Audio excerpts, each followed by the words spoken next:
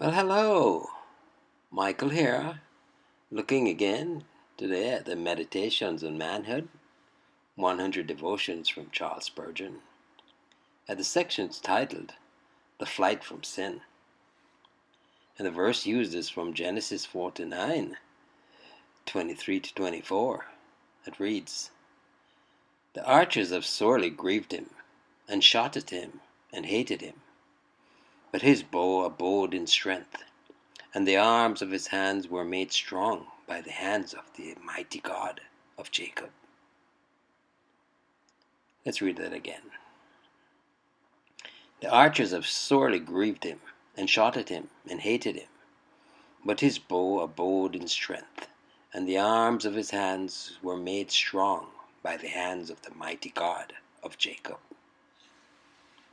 And he pens, "Sold to a master who soon discovered his value, Joseph was made the bailiff of the house and the manager of the household.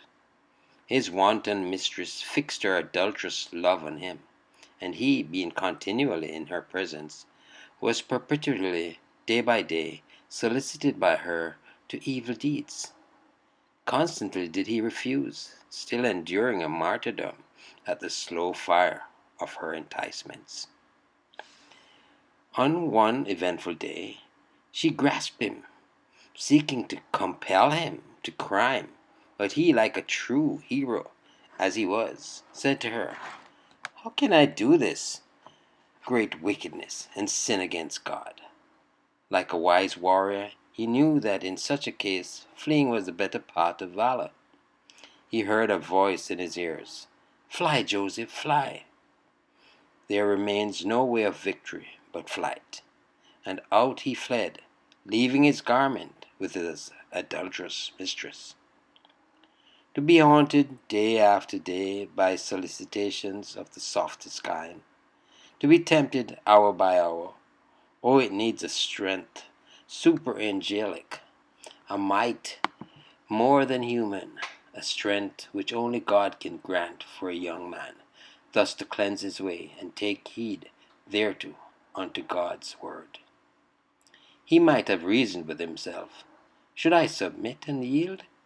There lies before me a life of ease and pleasure. I shall be exalted, I shall be rich.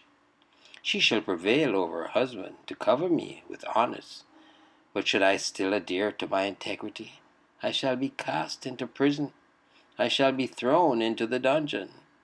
There awaits me nothing but shame and disgrace.' There was an inconceivable might which made him turn away with unutterable disgust and fear and trembling, while he said, 'How can I? How can I? God's Joseph, how can I? Other men might, but how can I do this great wickedness and sin against God?'"